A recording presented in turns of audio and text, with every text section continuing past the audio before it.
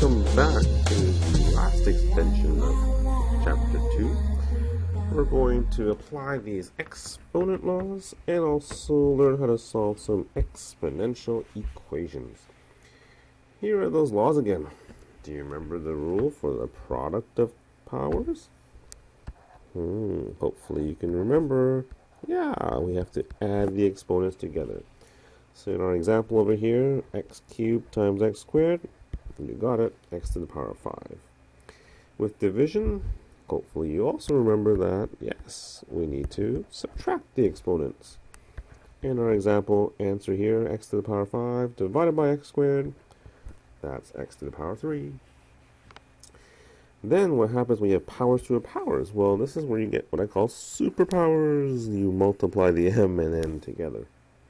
And so in this case, that's x to the power of 12.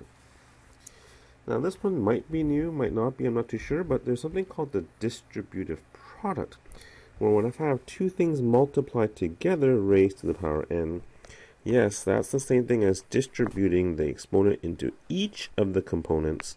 So x to the power n, y to the power n. And so for over here, we'll have a squared, b squared. Okay? And similarly for the distributive division, that's x to the power of n divided by y to the power n. So over here as the example, that's a cubed all over b cubed. Alright? Now, here's what I'd like us to do today. See if we can simplify by writing the exponents, or writing them as single exponents. Don't worry about explaining what you did, I'm explaining it to you as we're going along. Okay? Now I look at number 1a and notice that the base is always 0.5. That helps. Remember when you have a bar like this, it's like there's an implied bracket. Okay? So I would suggest that we simplify the numerator first. Because we're multiplying, we should add the exponents. So what's negative 2 plus 7? That's right, that's just a 5. So now we've simplified it to 0.5 to the power of 5 divided by 0.5 to the power of 3. Now we can use the division rule, and that's 5 take away 3, that's 0.5 squared. 0.5 of course is a half, so a half squared is really just a quarter, or if you want decimals, 0.25. That's it. Okay. Similar thing for part B then, let us simplify the numerator. 5 to the power, now it's 1/3 plus negative 4/3, so 1/3 plus negative 4/3, that's equivalent to 5 to the power of, I think, just negative 1. Now our denominator here, root 5, that can be written as also an exponent. Do you remember the square root? That's the fractional exponents. You got it. That's the same thing as 1/2. And so now once everything is written in exponent form with the same base, which happens to be 5 in this case, we can now simplify because it's division again. So negative 1 minus a half, that's negative 1.5 or negative 3/2. Or if I want positive exponents, then 1/5 to the power of positive 3/2. Okay? Alright, now for part C, I would suggest that we probably simplify this part in the denominator first. 8 to the 3/5, and in the denominator 2/5 and 6/5, we add them together, that becomes 8/5. 8/5. Here's your choice now. Okay, you can actually do the distributive division property and distribute the 5 into both like that. Or you can simplify inside the bracket first and then distribute the power of 5. It really doesn't make a difference. I'll just simplify first because I see 3/5 minus 8/5. That equals to, I believe, negative 5/5. So that's just negative 1. And then I can write that to the power of 5. So that's just 8 to the power of negative 5. Or for those of you who like positive exponents, 1/8 to the power of 5. Okay? Alright. So, example number 2 is pretty much the same stuff, where I'm asking you to simplify, but this time I want all the answers with positive exponents, so no more negative exponents allowed. Alright? Can you try the first one yourself, though? I hope you can. The only tricky part for this one is the 0.25 is actually the same thing as a quarter, and if I'm doing division, I'm just subtracting the exponents. Negative 3/4 minus 1/4, that's 4 to the power of negative 4/4, or just negative 1, and that simplifies to 1/4. Okay, how about part B? This time we have things in the bracket raised to an exponent of 0.5. So this is the one where we have to distribute the exponents into the two parts. And you're thinking, where are the two parts? Here's the first part, 4, and here's the other part, x to the power 6. So really we should have this equaling 4 to the power of 0.5, and also x to the power 6 to the power of 0.5. Well, 4 to the power of 0.5, remember 0.5 is the same thing as a half as an exponent, or as a root, it's just the square root of 4. And then x to the power 6 to the power of 0.5, we can combine that together, that's superpowers. So 6 times the 0.5 is just 3. And of course the square root of 4 is 2, so this actually equals to 2x cubed. Here you go. Now you could have also checked this one, so just as another way, or remember 0.5 is just the square root, so you could have just done this, the square root of 4x to the power 6, and that also equals to 2x cubed. Okay, now part C. Brackets and outside powers. So once again, let me use that distributive law to distribute the powers in. So a squared is cubed. B to the negative 2 is also cubed. And I guess I can do the same thing with this negative 1. I'll distribute that in. So a negative 3 to the power of negative 1. And also b negative 2 to the power of negative 1. Now let's just simplify these things, because that too many brackets here get me scared. A to the power of, that's right, 2 times 3 is 6. B to the power of, negative 6. A to the power of, positive 3. And B to the power of, positive 2.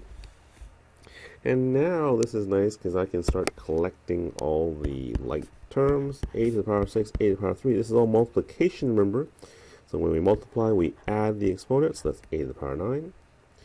Same thing here. We have to multiply, so we add the exponents. That would be b to the negative 4. And because I want only positive exponents, that's a to the power 9 all over b to the power of 4. Let me write that 9 just a little bit nicer. There you go. Okay? So just follow this methodically using those rules from above, and you should be able to expand, simplify, and make it look nice and simple. Alright?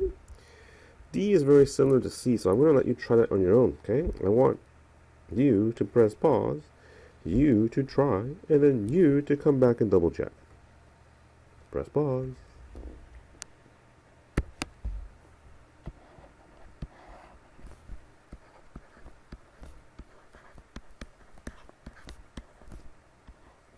Ooh, there are 3 things in this bracket. Careful. 2 has to be squared. X is also squared. Y is also squared. Ooh.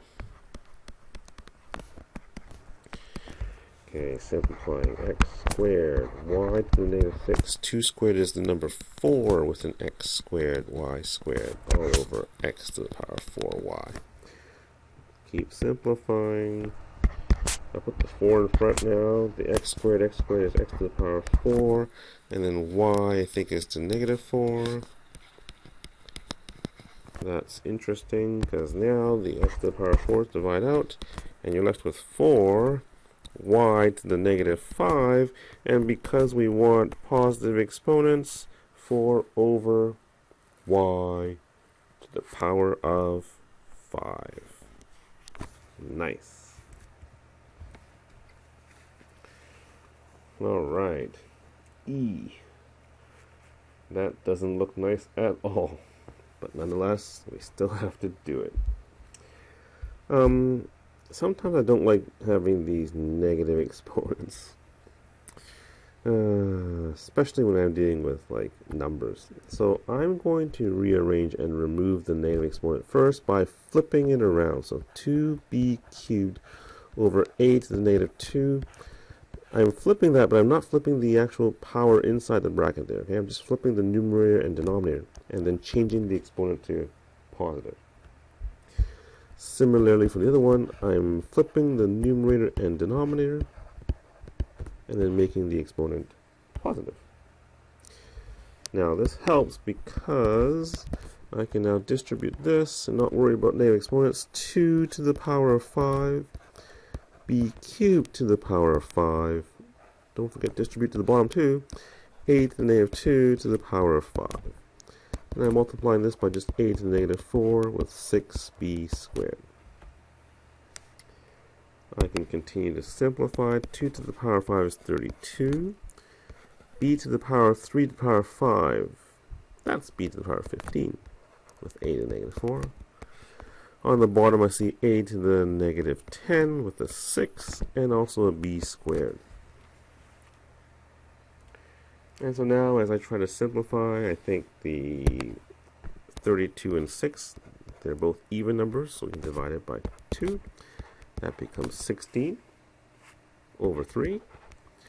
The a's, look, a to the power of negative 4, take away a to the power, divided by a to the power of negative 10 means that's right, take away or subtract the exponents. Negative 4 take away negative 10 is just positive 6, so that's a to the power of 6. And then b to the power of 15 divided by b squared, we subtract the exponents, that's just b to the power of 13.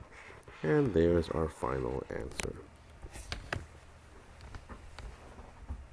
Whew, that one was a doozy. Alright, how about the last one here? F. Ooh, more brackets and some division. So, let's once again distribute. Don't forget always to distribute the number as well. 5 squared, x to the power of 4 squared. And this time I'm dividing. I'm just going to write down divide by 5x squared. That becomes 25x to the 8. Actually, this one was much simpler than the previous one. I think I just wanted to give you a nice, easy one to end off the page. There you go. Alright, moving on to the next page. Oh, what about this question here? It says, evaluate this expression if x equals to 1 and y equals to negative 2. And I want you to do this 2 different ways, because you might think one way is better than the other, but we'll see. The first way is just to substitute the values of x in first, and then simplify. So, I will see 1 for x, replace it, right? And I see negative 2 for y, replace it. And then the whole thing gets to the power of negative 2. So if I do it like this, 1 to the power of negative 4, that's just 1 over 1 to the power of 4, times 1 over negative 2 to the power of 3, all squared. That's just 1. This is 1/8, but being negative, squared. And so negative 1/8 squared just becomes, oops, sorry, not squared, negative 2, negative 2, negative 2. Well, that just becomes, then if I flip it around, that's negative 8 to the power of positive 2, and that just gives me the answer 64. Not too bad, right? But I didn't really like having those negative exponents, sort of just many chances to make mistakes. So what you could also do is try to simplify first. So if you simplify first, I want you to actually distribute that negative 2 into the bracket. So I get here x to the negative 4 to the power of negative 2. And I also have y to the negative 3 raised to the power of negative 2.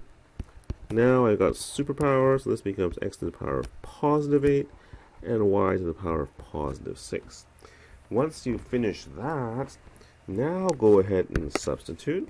So now substitute. And let's STIT. substitute. So now what happens when I substitute? Well, the 1 can go in for x, and then the negative 2 can go in for the y, and lo and behold, the answer is still the same, 64. Alright? So I want you to be able to evaluate these, and sometimes it's easier to evaluate after you simplify. But in any ways, both ways work, so choose what makes sense to you. Alright, let's end off this extension by looking at this property where it says, hey, if I have an exponent on the left-hand side and an exponent on the right-hand side where the base is the same, well, guess what?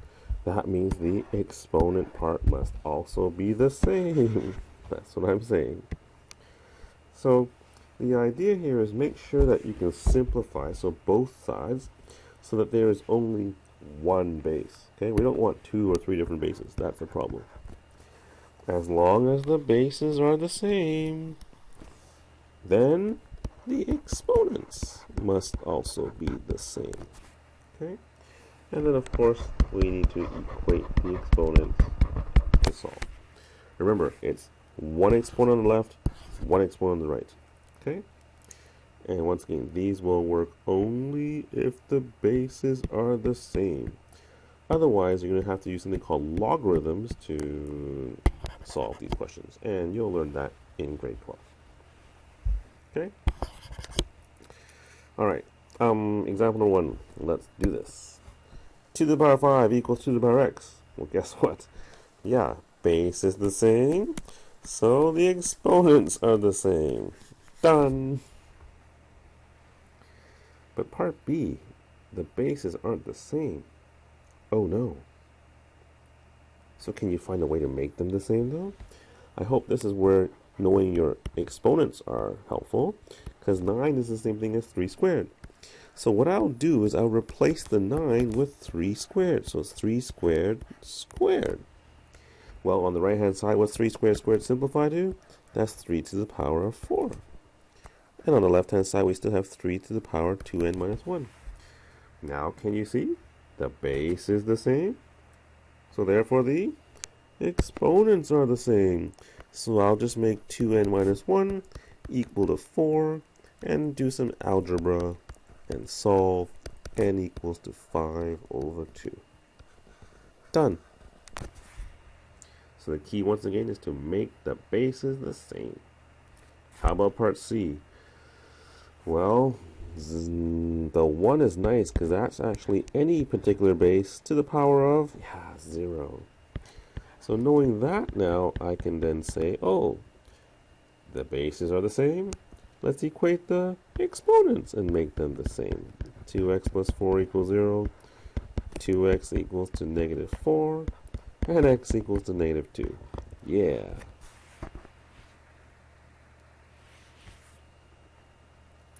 Alright, and 2 more here. And then we'll be done for today. The base is 4 on the left, but I have 1/16 on the right. Well, I know 16 is actually equal to 4 squared, right? So what would 1/16 be, though? Right, the negative exponent. Thank you. So making that substitution now, 4 to the negative 2 to the power x is equal to 4 to the power of 3 minus x. Superpowers on the right, let's combine them together. Now look at this, the bases are the same, therefore the exponents must be the same.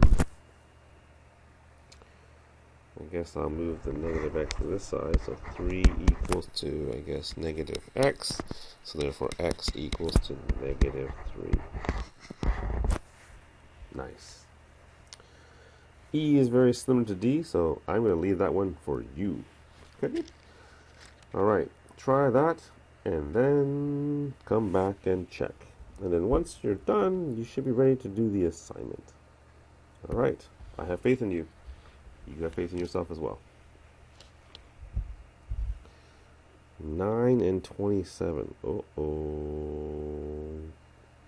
Can't write this as 9 to the power of something. Can't write this as 27 to the power of something. Wait. don't they both share the same base of 3? So 1 over 27th would be 3 to the negative 3. Perfect. Now let's go and make the substitutions. 3 squared to the power x. 3 to the negative 3 to the power of x minus 5. Oh, that's interesting. Well, let's do the easy side first. 3 to the power of 2x. And then remember, you're supposed to distribute.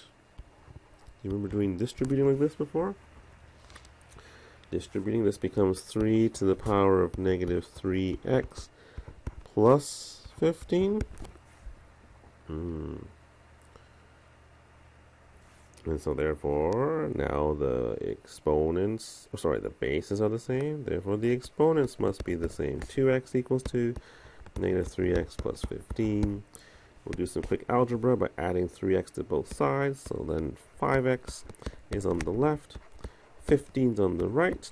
We'll now divide both sides by 5, and there we go. X equals 3.